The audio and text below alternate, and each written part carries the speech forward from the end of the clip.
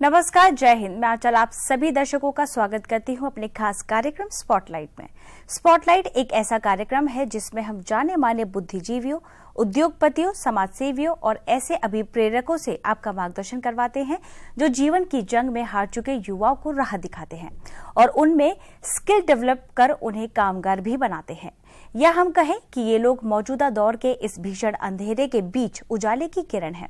ऐसा ही एक खास कार्यक्रम दिल्ली स्थित रोहिणी के सेक्टर 22 में महाराजा अग्रसेन हॉस्पिटल के सभागार में संपन्न हुआ, जिसमें चौपाल संस्था की ओर से अनेकों कामकाजी महिलाओं को स्वावलंबी बनाने के लिए लघु ऋण वितरित किया गया। इस कार्यक्रम में चौपाल की मुख्य संरक्षिका किरण चोपड़ा और संस्था के संस्थापक भोलानाथ विज की भूमिका अहम रही। इसके अलावा गुजरात के पूर्व राज्यपाल, संसद व कई बड़े उद्योगपति, समाजसेवी जैसे दिग्गज हस्तियों ने हिस्सा लिया। तो अब बिना देर किए आइए देखते हैं कार्यक्रम की कुछ खास झलकियां। चौपाल का तीसरा कार्यक्रम अपने इस क्षेत्र में हो रहा है और पूरी टीम पूरी मेहनत के साथ पहले क्षेत्र में जरूरतमंदों को सर्च करती है कि कौन बहन किस प्रकार से एक ऐसी छोटी आर्थिक सहायता जिसका शायद कहीं से भी उसको ऋण के रूप में उपलब्ध कराना आसान नहीं है। वो अपने कागजात नहीं दे पाती, बैंक को अपने कागजात नहीं दे पाती या बैंक की फॉर्मेलिटी पूरी नहीं कर पाती, उसको सरकार के माध्यम से, चौपाल के माध्यम से एक ऋण उपलब्ध कराकर स्वावलंबी बनाया जाता है। और अपने ही क्षेत्र में मैंने देखा है, खुद हम लोग जब जाते हैं, भूपेंद्र जी कई बार हमें क्षेत्र में लेकर जाते हैं तो पता चलता है कि एक जमाने में जैसे कोई सिलाई मशीन किराए पर लेकर और अपना काम करके वो इंडस्ट्रीज में उद्योगपतियों को देती थी, आज उसने खुद अपनी 10-10, 12-12 मशीनें लगा ली हैं और अपना स्टाफ लगाकर उनको भी रोजगार दे रही है और खुद भी एक काम कर रही है और बड़े अच्छे से अपने एरिया में भी खुद का भी जीवन यापन और आगे भी अन्य लोगों को भी काम दे रही है। जब चौपाल का विधिवत लॉन्च किया गया था, चौपाल की रचना को स्वरूप देना, कैसे इसको चलाना, कैसे इसके लिए हम सब लोगों को लगाना, इसके लिए माननीय मदन दास जी ने जो हमें इस काम के लिए कहा था, आज पूरा संतोष तो नहीं है। मैं यही कहूँगा लिटिल डन, काम थोड़ा हुआ है, अभी बहुत करना ज़रूरी है, बहुत करना अभी बाकी है। पर उनकी सत प्रेरणा से आज इस 93 आज के आयोजन में वो हमारे बीच में हैं, ये मेरे लिए बड़े गौरव की बात है। मैं उनके प्रति मेरे पास शब्द नहीं है उनके प्रति कहने के लिए। ओम प्रकाश कोहली जी, मैं आपको जानता हूँ। उसी तारीख को जब पहला लॉन्च हुआ था निबड़ी कॉलोनी के अंदर 85 परिवारों के अंदर, आपको बार बार स्टेज पर बोला जा रहा था, जब वहाँ पर नितिन गडकरी जी थे, बजरंग लाल जी थे, माननीय केदारनाथ साहनी जी थे, तो आप उस समय पर बहुत बड़ा दायित्व अखिल भारतीय निभाते हुए भी आप पिछली सबसे आखिर की कुर्सी पर बैठे हुए थे। बार बार आपको बुलाने के बावजूद भी आपने कहा मैं केवल आज देखने के लिए आया हूँ। ऐसे सहज स्वभाव के हमारे पूर्व राज्यपाल ओम प्रकाश कोहली जी को पा करके भी मैं अपने आप को बहुत बड़ा गौरवान्वित महसूस कर रहा हूँ। किरण चोपड़ा जी के बारे में इतना ही कहूँगा, केदारनाथ साहनी जी के जो एक चौपाल को रूप स्वरूप निखारा, संवारा और हमें उंगली पकड़ करके काम करना सिखाया, उस केदारनाथ साहनी जी हमारे पालक थे चौपाल के। उन्होंने जिस ढंग से हमें समझाया था उससे भी और अधिक ऊर्जा डाल करके, मैं तो कहता हूँ किरण जी आप किरण नहीं ज्वाला हैं।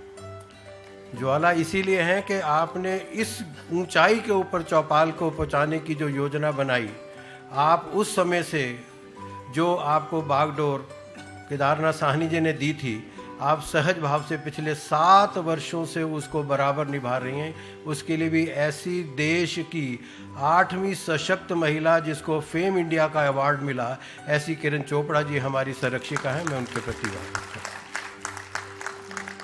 हमारे बीच में हमें आशीर्वाद देने के लिए हमारे परिवार के दयानंद जी, हमारे इस कार्यक्रम में हमारे देवेंद्र गुप्ता जी हम जो हमारे स्वागताध्यक्ष हैं, हमारे इस पूरे आयोजन के जिनकी स्मृति में जो अपने माता और पिताजी की स्मृति में जो आयोजन कर रहे हैं, स्वर्गीय लाला दयाकिशन मित्तल जी और माता खजानो मित्तल जी और उनके पोते सुनील मित्तल जी आज इस कार्यक्रम के आयोजन के लिए सहर्ष इस ढंग से लगे हैं।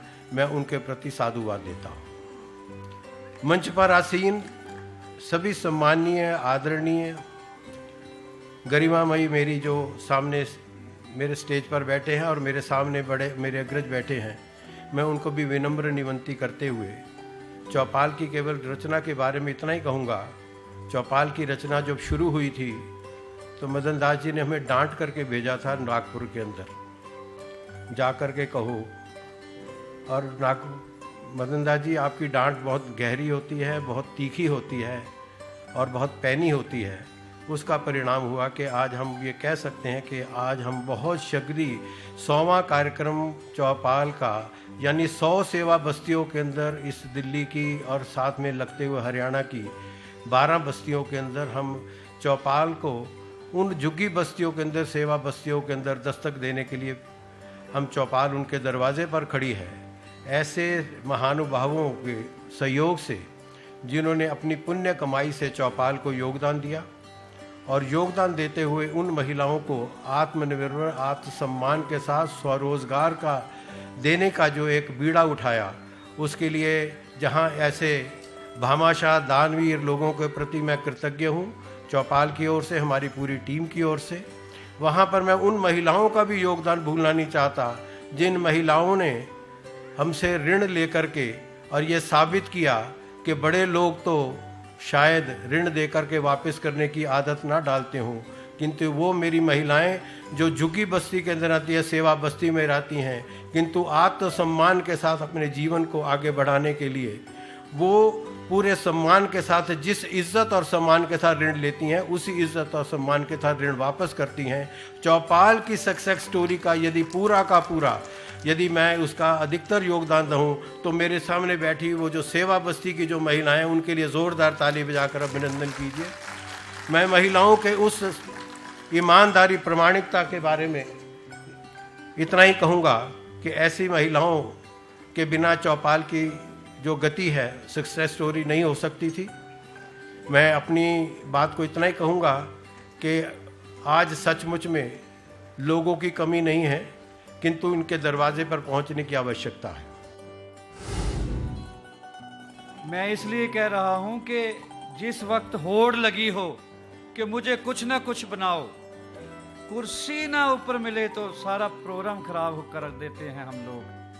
तो इस माशरे में, समाज में वो लोग भी हैं जो सारी जिंदगी कुछ ना बनने का प्रयास करते हैं और समाज को बनाने का, इस देश को बनाने का, इस नेशन को बनाने का ही उनका एफर्ट है, प्रयास है।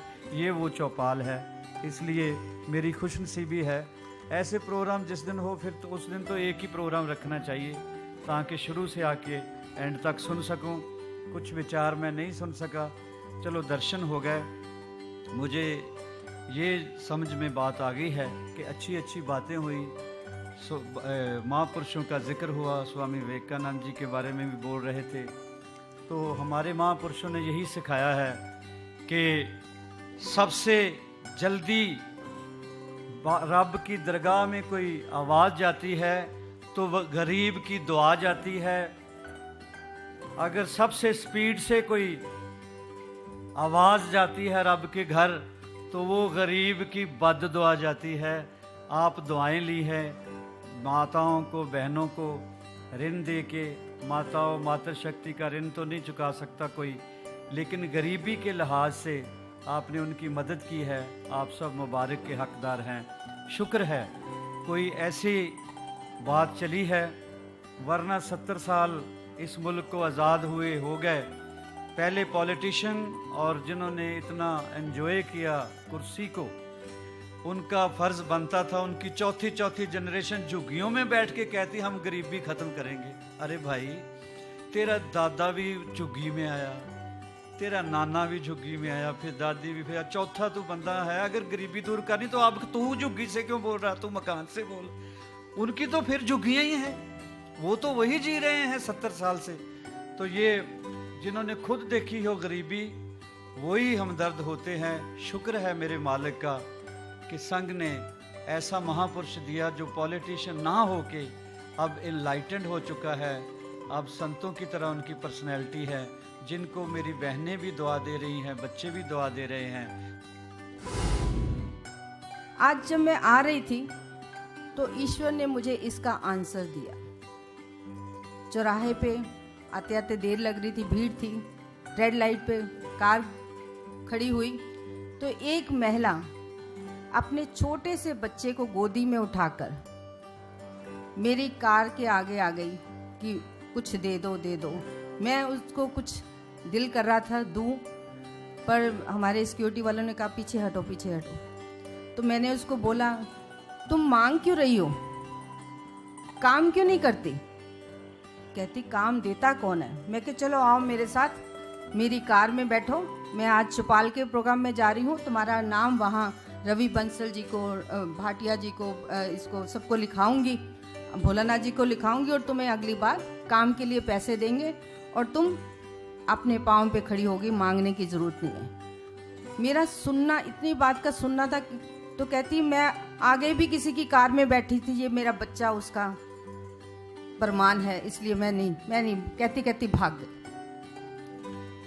तो मेरे मन में बहुत दुख हुआ, क्योंकि आज अगर महिला कोई इज्जत से जीना चाहती है, किसी से पैसे लेकर काम करना चाहती है, तो उसका शोषण होता है। उस शोषण को रोकने के लिए चौपाल कार्य कर रहा है और हम बहुत सफल हुए हैं कि बहुत सी महिलाओं को, दिल्ली हो, हरियाणा हो, यूपी हो, वहाँ बहुत सी महिलाओं को अपने पाँव पे खड़ा कर दिया है।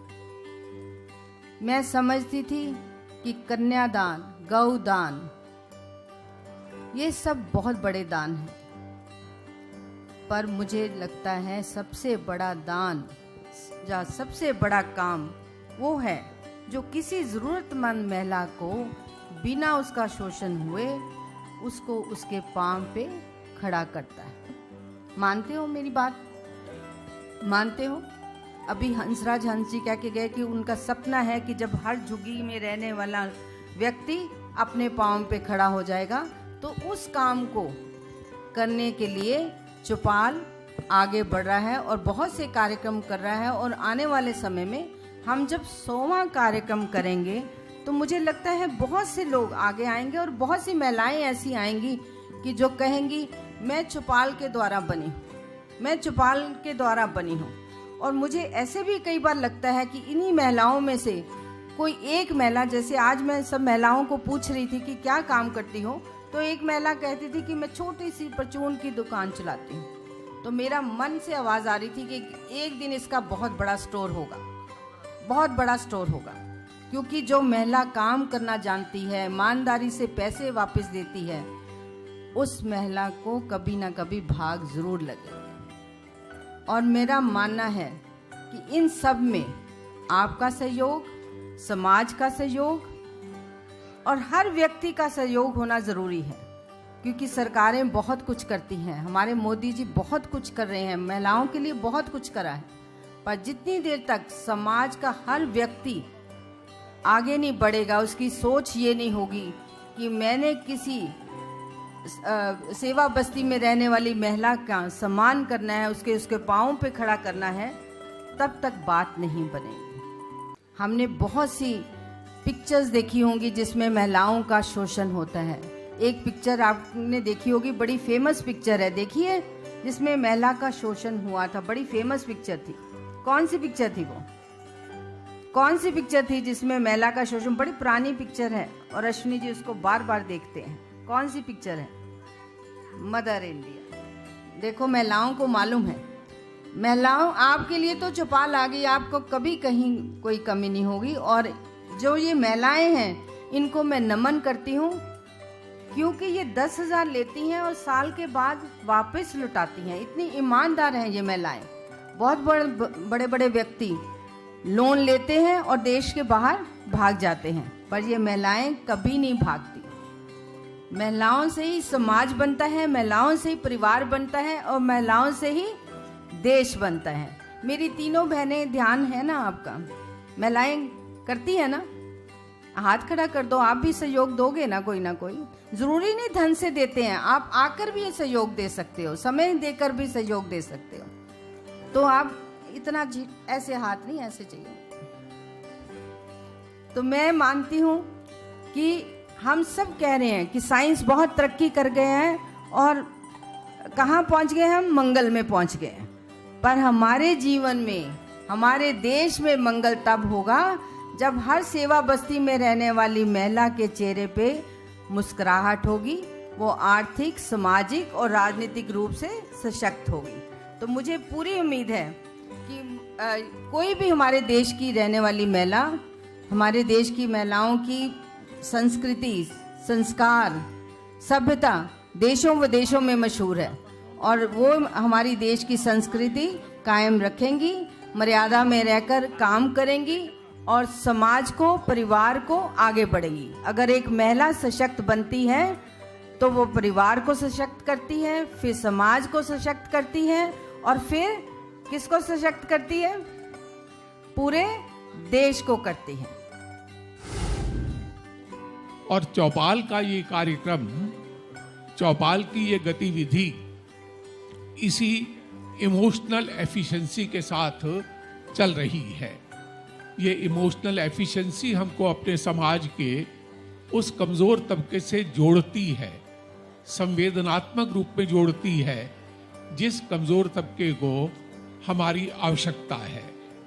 इसलिए चौपाल का कार्यक्रम एक प्रकार से अपने पर जो ऋण है उससे मुक्त होने का कार्यक्रम है, अपने समाज के कमज़ोर वर्ग से जुड़ने का कार्य है, सेवा का कार्य है, परोपकार का कार्य है। और इस कार्य को करते हुए जो सबसे बड़ा लाभ होता है वो ये है कि देने वाले का मन विनम्रता से भर जाता है। उसमें इस बात का अहंकार नहीं होता कि मैं दे रहा हूं, उसके मन में एक विनम्रता का भाव आता है कि मुझ पर जो बोझ था मैं उस बोझ से आज मुक्त हुआ हूं। कुछ काम सरकारें करती हैं, कुछ काम समाज करता है।